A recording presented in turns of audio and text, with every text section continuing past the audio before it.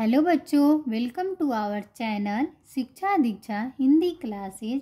और आज हम सब वेस्ट बंगाल बोर्ड सिलेबस में क्लास 10 का सिलेबस में लगा हुआ कहानी नन्हा संगीतकार का अध्ययन करेंगे।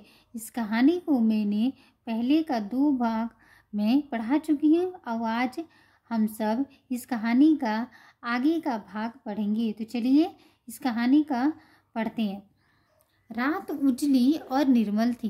बगीचे में तालाब के किनारे बुलबुल ने कूकना शुरू कर दिया। कभी हौले हौले तो कभी जोर से। उसके गीत के बोल थे, आगे बढ़ो, हिम्मत करो, जाकर छू लो प्यारे।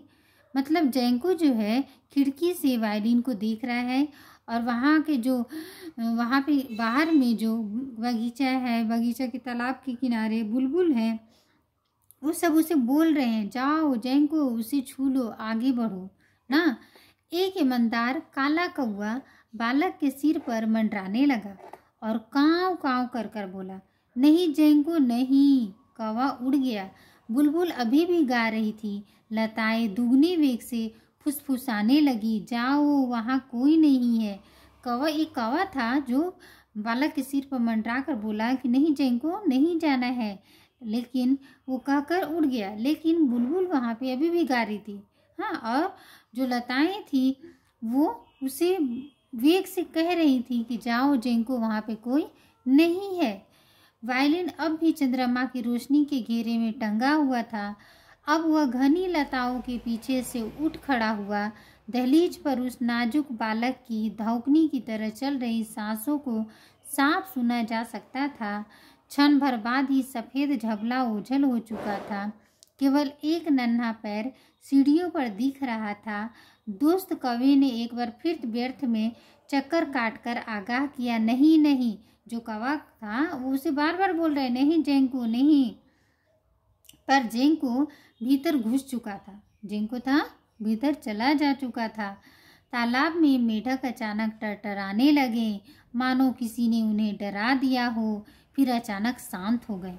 बुलबुल ने गाना बंद कर दिया और बुलबुल भी जो गाना गा रही थी वो बंद कर देती है। बेलों की फुसफुसाहट भी थम गई। इस बीच जैंको अपने लक्ष्य के और करीब पहुंच गया था, पर भय ने उसे जकड़ लिया।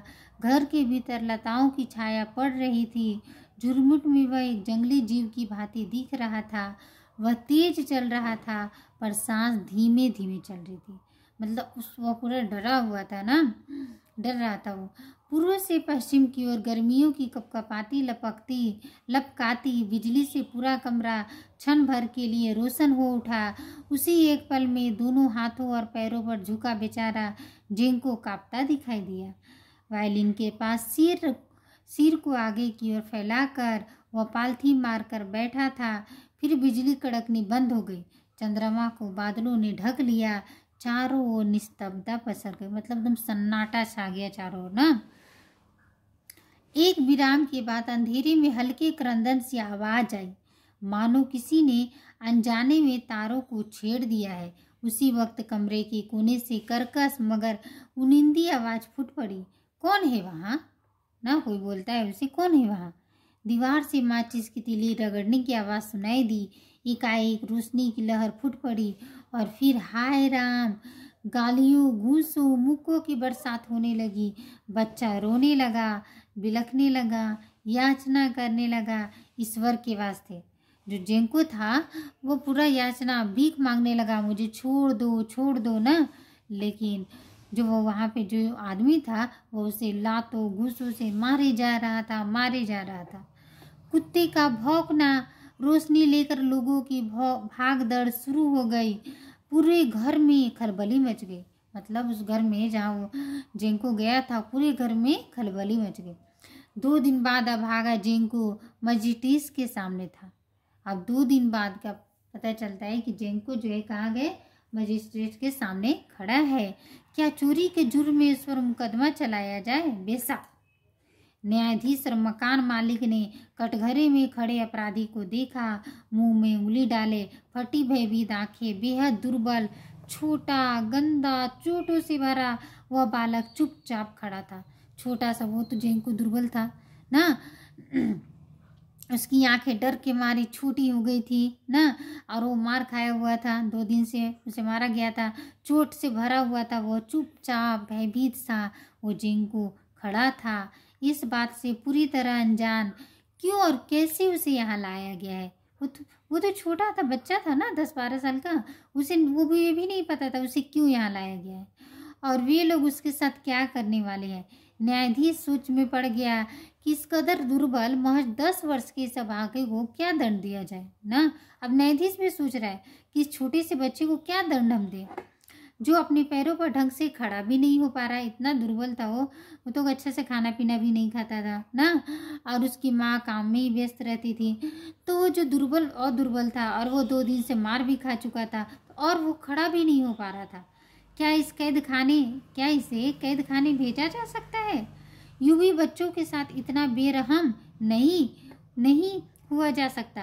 क्या यह बेहतर नहीं होगा कि चौकीदार उसे ले जाकर बेत से थोड़ी पिटाई कर दे, जिससे उसे दोबारा चोरी न करने का सबक मिल जाए। इस तरह मामला भी निपट जाएगा। ये किसने सोचा? तो ये न्यायाधीश सोच रहा है कि इतने छोटे बच्चे को मैं क्या सजा दे सकता हूँ ना। इससे अच्छा है कि चौकीदार इसे ले जाए और इसे 1-2 बेत पिटाई कर दे और फिर उसे बोले दोबारा अब तुम कभी चोरी मत करना। हाँ, यही बढ़िया रहेगा ना। और ये बात बोला कौन? न्यायाधीश ने सोचा हाँ यही बढ़िया रहेगा। चौकीदार को बुलाया गया। इसे ले जाओ, चेतावनी के बतौर बेत से पिटाई करो। मोटी बुद्धि वाले चौकीदार ने अपना सिर हिलाया। जिंकू को वह किसी बिल्ली के बच्चे की माफिक बगल में दबाकर अस्तबल में ले गया। वो जो चौकीदार था वो तो मोटी बुद्धि का था, उसे क्या पता था ना। और वो जिंकू को एक छोटे बिल्ली के जैसे बच्चे को नहीं ले जाते हैं, उसी तरह उसे दबाकर अस्तबल में ले गया जिंकू को।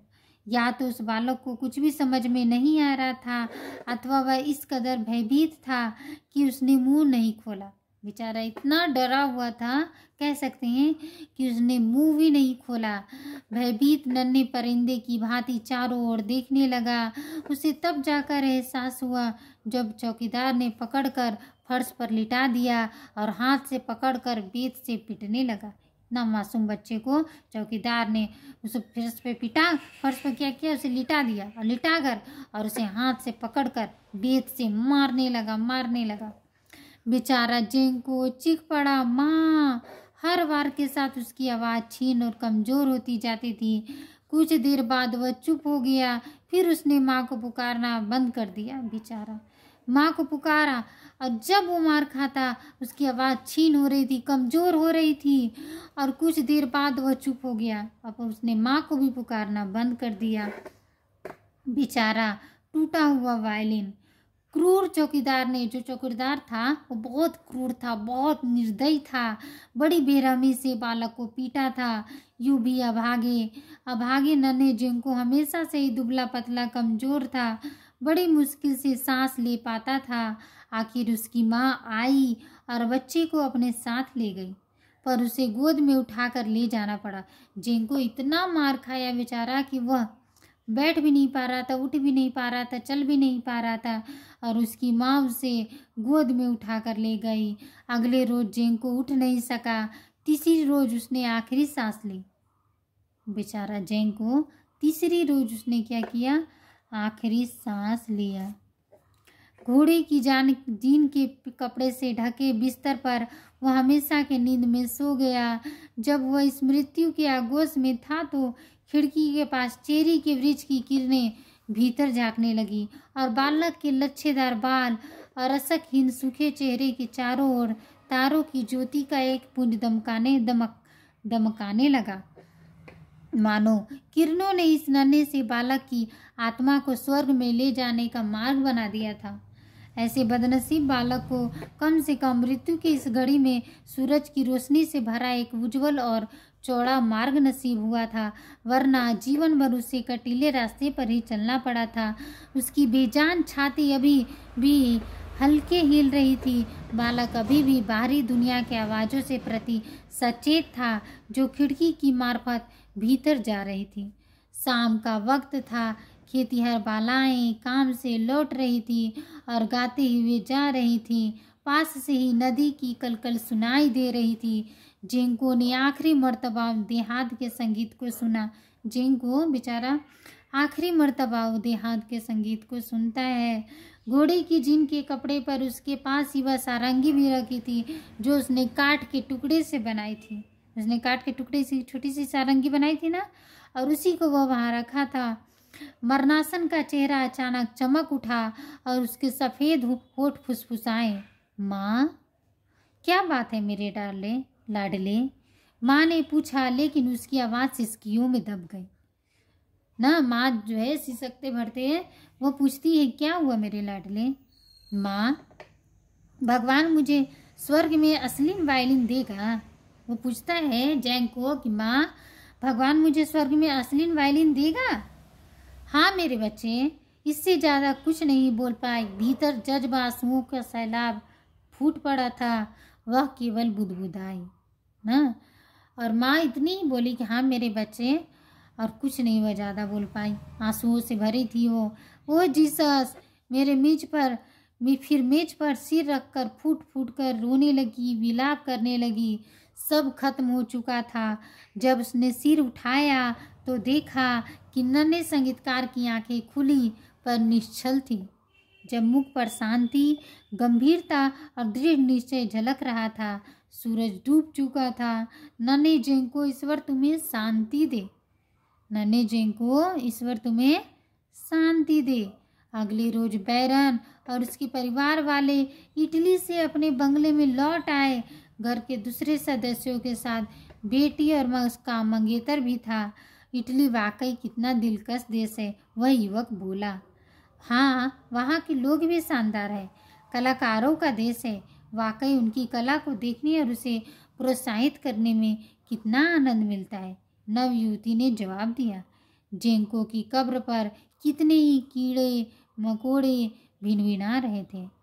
कहानी ये ख़त्म होती है यहीं पे।